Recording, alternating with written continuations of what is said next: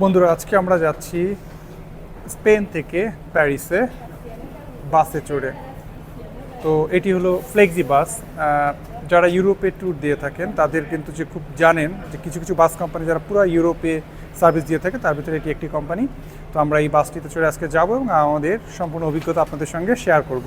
তো আমাদের সাথেই থাকুন।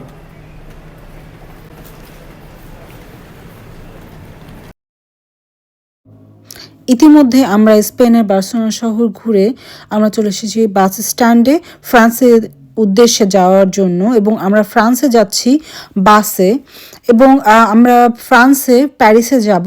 সেখানে আমরা আইফেল টাওয়ার এবং লুভর মিউজিয়াম দেখব যতটুকু আমাদের সম্ভব এবং যতটুকু আমাদের হাতে সময় আছে। আর আমরা প্যারিসে যাচ্ছি একদিনের জন্য, সারাদিন ঘুরবো সেজন্য।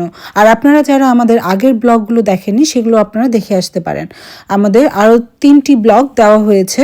আমরা ইউরোপ ট্যুর কোথায় কোথায় দিচ্ছি প্রথম থেকে এই পর্যন্ত যা যা দিয়েছি সেগুলো ওখানে দেওয়া আছে।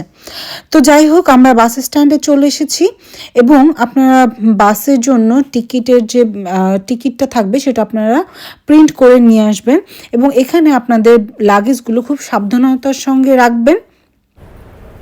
আমরা এখন বাসের কিউতে দাঁড়িয়ে আছি, আমরা উঠবো। আর আমরা প্রিন্ট করে নিয়ে আসছিলাম আমাদের টিকিট।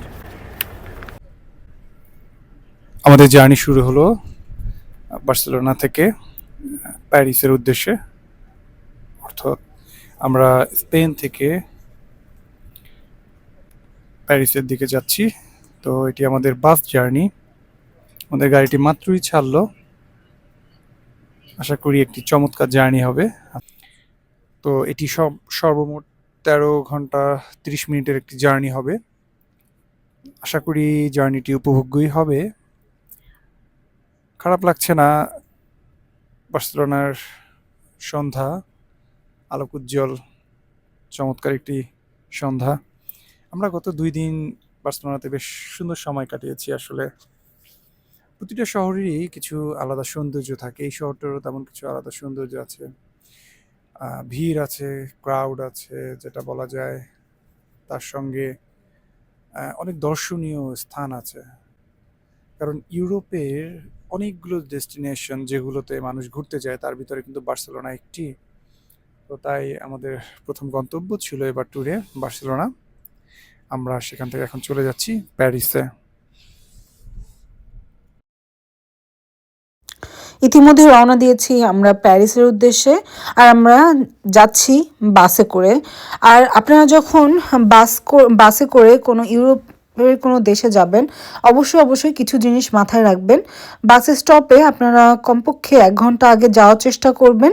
সেখানে আপনাদের টিকিটগুলো আপনার প্রিন্ট আউট করে নিয়ে যাবেন। সেখানে যদিও লেখা থাকে কয়টার সময় যাবেন, কোন কাউন্টার থেকে উঠবেন, তারপরে ওখানে গিয়ে একটা রিচেক করে নেবেন এবং সাথে করে কিছু খাবার, পানি এগুলো নিয়ে নেবেন।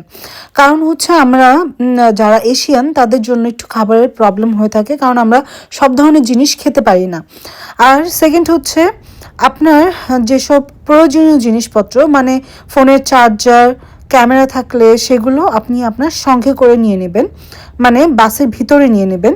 সেগুলো আপনি যে বাসের যে লাগেজ যে বক্স আছে সেখানে দিবেন না। কারণ আপনি যদি কোনো কিছু ভুলে যান, মানে ভুলে ওখানে রেখে দেন, সেই ব্যাগের মধ্যে দিয়ে আপনি লাগেজ বক্সে দিয়ে দিয়েছেন, তাহলে আপনি যদি ধরেন সাপোজ আপনার ফোনের চার্জটা শেষ হয়ে গেছে, সেই ক্ষেত্রে তারা সেই লাগেজ বক্সটা আর ওপেন করবে না এই 13 ঘন্টার মধ্যে, কারণ এটাই তাদের রুলস। আর থার্ড হচ্ছে আপনারা যখন কোথাও কোনো মানে যে বাসটা স্টপ করবে, মানে যখন কোনো তারা ব্রেক দিবে, সেখানে একটা টাইম দেওয়া থাকবে যে 15 মিনিট বা 20 মিনিটের একটা ব্রেক থাকবে। সেই ব্রেকে অবশ্যই চেষ্টা করবেন 2-3 মিনিট আগে আসার জন্য, কারণ আপনার জন্য বাস কখনো থামবে না, সে চলে যাবে। এই আমাদের এই যাত্রাপথে এরকম একটা ঘটনা ঘটেছিল। আমাদের আগের যে বাস ছিল, আমরা যেখানে আমাদের একটা স্টপেজে দাঁড়িয়েছিল বিরতির জন্য, সেখানে একজন ইন্ডিয়ান মেয়ে তার বাসটি মিস করেছিল এবং তাকে বাস তার জন্য ওয়েট করেনি, সে বাস চলে গিয়েছিল এবং উনি ওই মেয়েটি আমাদের বাসে করে নিয়ে গিয়েছিল আমাদের বাস ড্রাইভার, এবং আমাদের বাস ড্রাইভারটা ভীষণ ভালো ছিলেন বলেই ওই বাসকে কন্ট্যাক্ট করে উনি জানিয়ে দিয়েছিল ওনার লাগেজ কোথায় রাখবে বা ইত্যাদি ইত্যাদি আরও অনেক কিছু জানিয়ে দিয়েছিল যে কোথায় তার ব্যাগেজ রাখা হবে। কিন্তু এটা একটা হ্যাসেল আমার কাছে মনে হয়েছে, কারণ ওই মেয়েটা একাই ছিল এবং ওই মেয়ে একাই ইউরোপ ট্যুর দিচ্ছিলেন এবং তার যে লাগেজের মধ্যে ওনার ল্যাপটপ ছিল, ফোন ছিল, ফোনের চার্জার ছিল, সো এইসব সমস্যা হয়েছিল তার। তো এরকম যেহেতু আমরা আরেকটা নতুন দেশে যাচ্ছি, তো আমাদের অনেক কিছু মাথায় রেখে যেতে হবে। আরেকটা থার্ড যেটা প্রবলেম হচ্ছে আমি মনে করি সেটা হচ্ছে আপনার 3 পিনের প্লাগ আপনি সাথে করে নিয়ে যাবেন। আপনার যদি ফোনের যে চার্জার থাকে সেটা, এবং 2 পিনের প্লাগ অবশ্যই নেবেন সাথে করে, কারণ ইউকেতে 3 পিন প্লাগ চলে কিন্তু ইউরোপে 2 পিনের প্লাগ চলে। তো আপনারা একটা এক্সট্রা নিয়ে নেবেন, সেটা যদি পারেন সাথে করেই নিয়ে আসবেন, অথবা ওখানে গিয়ে নিলে একটু কস্ট বেশি পড়বে কিন্তু স্টিল আপনার নিতে হবে ওটা। এই যাত্রায় আমাদের সঙ্গে যেটা ঘটেছিল সেটা হচ্ছে আমাদের ফোনের চার্জার দুটোই আমরা লাগেজ বক্সে দিয়ে দিয়েছিলাম ভুলক্রমে। তো আমাদের যখন যাত্রাবিরতি ছিল ওই সময় আমরা রিকোয়েস্ট করেছিলাম আমাদের ড্রাইভারকে, যে বাসের ড্রাইভার ছিলেন ওনাকে রিকোয়েস্ট করা হয়েছিল যে আমাদের যে চার্জারের পোর্টটা সেটা আমাদেরকে প্লিজ আপনি ওখান থেকে বের করে দেন, আমাদের খুব অসুবিধা হচ্ছে ফোনে চার্জ দিতে। তো উনি আমাদেরকে এটা হেল্প করেনি, এটা ওনার রুলসে নাই, এই কারণে আমরা সেটা হেল্প পাইনি। তো পরে আমরা বাসের ভিতরে আমাদের যে সামনের সিটে বসেছিলেন ওনার কাছে আমরা হেল্প নিয়েছিলাম ফোনে চার্জ দেওয়ার জন্য। তো আমি আমার অভিজ্ঞতা শেয়ার করলাম যাতে করে আপনারা যদি কখনো বাসে করে আপনার ইউরোপ ট্যুর দেন সেক্ষেত্রে আপনারা এগুলো মাথায় রেখে যাত্রা করবেন, তাহলে আপনাদের জন্য যাত্রাটা সুন্দর হবে। তো ইতিমধ্যে আমরা প্যারিস শহরে চলে এসেছি, আর চলে আসতে আসতে আমরা দেখতে পেলাম যে এত সুন্দর দৃশ্য চারপাশে।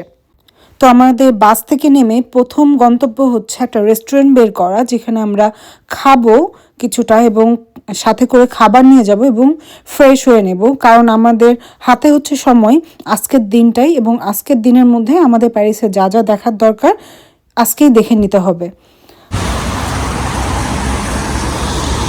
কেমন লাগতেছে নীলা প্যারিস?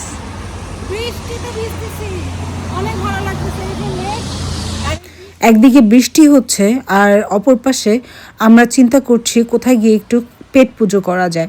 তো এরই মাঝে আমরা গুগলে সার্চ দিয়ে একটি রেস্টুরেন্ট খুঁজে পেলাম যেটা কিনা আমাদের টেস্ট বার্ডের সঙ্গে যায়, এবং গিয়ে দেখলাম সেটা একটা বাঙালি রেস্টুরেন্ট।